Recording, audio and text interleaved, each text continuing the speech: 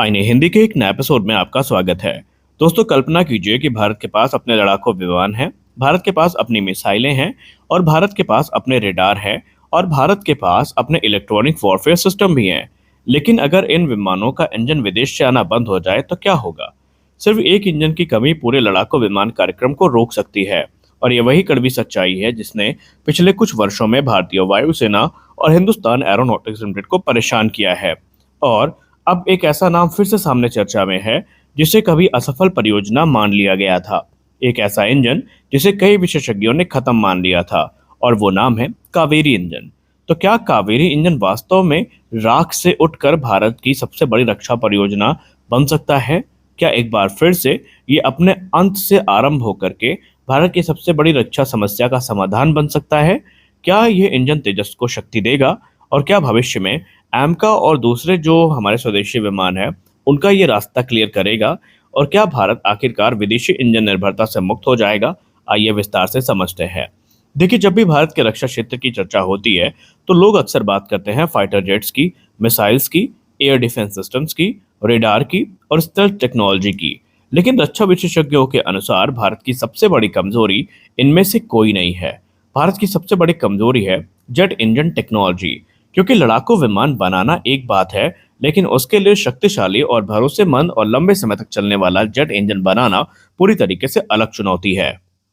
सच्चाई ये है कि भारतीय विमान के लगभग सभी जो प्रमुख लड़ाकू विमान है, भारतीय वायुसेना के, वो विदेशी इंजनों पर निर्भर है। और तेजस मार्क 1 अल्फा में जनरल इलेक्ट्रिक का F404 इंजन और भविष्य के तेजस मार्क 2 में जनरल इलेक्ट्रिक का F414 इंजन होगा। वही राफेल का जो अभी सीन है वो M88 इंजन के साथ है, जबकि सुखोई 30 MKI में रूस का AL-31FP इंजन इस्तेमाल होता है। यानी विमान भले ही भारत में बन जाए, लेकिन उसका दिल यानी इंजन अभी भी विदेशी है। अब हाल ही के वर्षों में सबसे बड़ा उदाहरण हमने देखा तेजस मार्क 1 अल्फा प्रोग्राम, जहां भारतीय वायुसेना को तेजस मार्क 1 अल्फा की तत्काल जरूरत थी। HAL उत्पादन भी बढ़ा रहा था, लेकिन अचानक एक बड़ी समस्या सामने आई।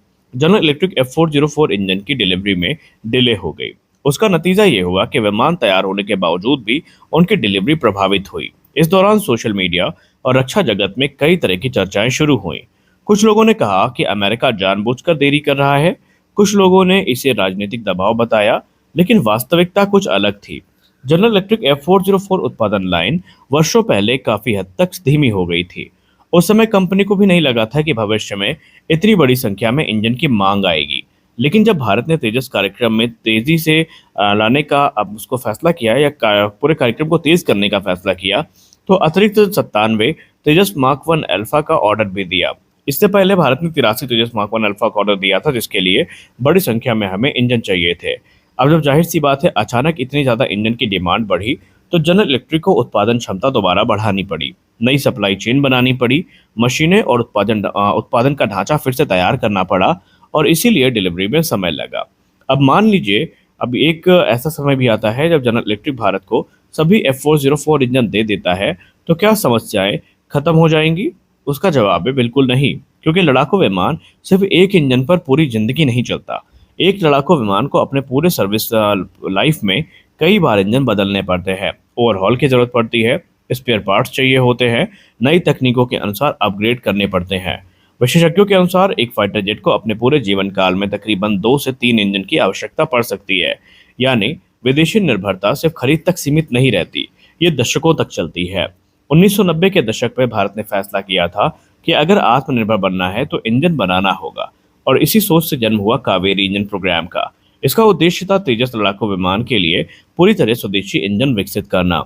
उस समय उम्मीद थी कि भारत जल्द ही दुनिया के उन चुनिंदा देशों में शामिल हो जाएगा जो अपने फाइटर जेट इंजन खुद बनाते हैं। लेकिन वास्तविकता कहीं अधिक कठिन साबित हुई। कावेरी को कई बड़ी चुनौतियों का सामना करना पड़ा। सबसे बड़ी चुनौती थी आवश्यक थ्रस्ट हासिल करना। इसके अलावा उन्नत धातु की जो समझ थी, या जो हम ये कह सकते हैं कि जो मेटल साइंस थी, उसमें भी हम स्ट्रगल कर रहे थे।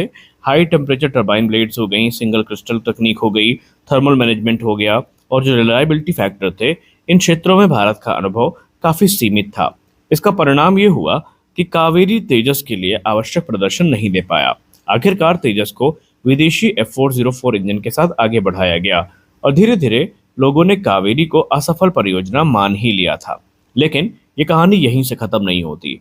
जहां दुनिया कावेरी को भूल रही थी, वहीं गैस टरबाइन एस्टैब्लिशमेंट यानी जीटीआरई जो है इस इंजन पर काम करती रही थी और उसने फिर एक नया अवसर सामने लाया, घातक यूकैप प्रोग्राम।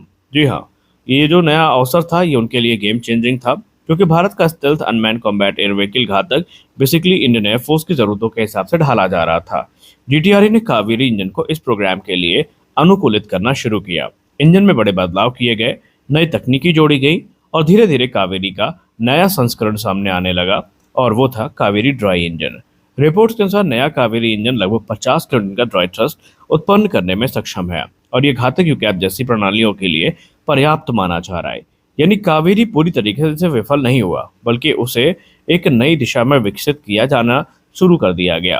दरअसल जीटीआरई अब यह लक्ष्य बना चुकी है कि पहले वो जो घातक यूकैप है उसके लिए इंजन तो बना ही रहे हैं, लेकिन उनका लक्ष्य है कि 85 किलोमीटर श्रेणी का जो आफ्टर बर्निंग इंजन है वो तैयार करना।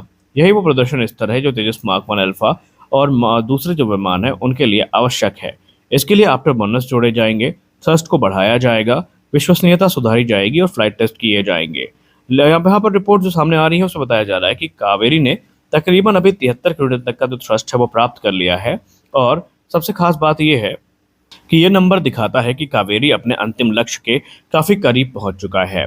अब ब्रह्मोस एरोस्पेस जो त्रिवंतपुरम लिमिटेड है उसने यहाँ पर बेसिकली एक बहुत बड़ी भूमिका निभाई है, क्योंकि इसको डेवलपमेंट कम प्रोडक्शन पार्टनर बनाया गया है। इसका मतलब ये है कि अब परियोजना केवल जीटीआरई की प्रयोगशाला तक सीमित नहीं है, इसमें उद्योग, रक्षा मंत्रालय और जो प्रोडक्शन एजेंसीज हैं ये शामिल हो रही है। यानी कावेरी इंजन वास्तविक उत्पादन की दिशा में बढ़ रहा है। नई रणनीति ये है कि एक बार इंजन को परफेक्ट करना है, उसके बाद अब यहाँ पर इंजन को तेजस को ध्यान में रख करके विकसित करना है। अगर कावेरी इंजन सफल हुआ तो ये भारत की बहुत बड़ी जीत होगी, क्योंकि ये तेजस तक सीमित नहीं रहेगा। यहाँ पर भारत को मिलेगा एक पूर्ण सप्लाई चेन नियंत्रण, खुद स्पेयर पार्ट्स बनाने की क्षमता और जो ओवरऑल है भारत खुद करेगा। लेकिन क्या कावेरी वास्तव में सफल होगा? सच्चाई ये है कि अभी कई चुनौतियां बाकी हैं।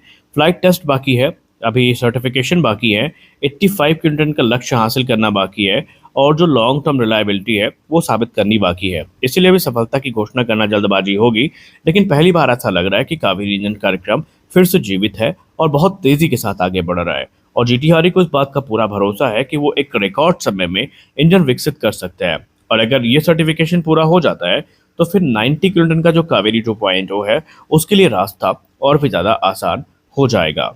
तो कुल मिलाकर के दोस्तों, रक्षा क्षेत्र में आत्मनिर्भरता का असली परीक्षण अब हमारे सामने है, जिसे हमें किसी भी हाल में पूरा करना है। कावेरी इंजन अगर सफल हुआ तो फिर अब यहाँ पर हमारे सामने आने वाले वर्षों में एक बहुत बड़ी अपॉर्चुनिटी है जो हमारा इंतजार कर रही है। सबसे बड़ी बात यह है कि हमें अमेरिकन इंजन से छुटकारा मिल जाएगा और ये भारत की एरोस्पेस आत्मनिर्भरता की सबसे बड़ी जीत होगी। तो इस वीडियो में बस इतना ही, मिलते अगले वीडियो में, तब तक के लिए जय हिंद।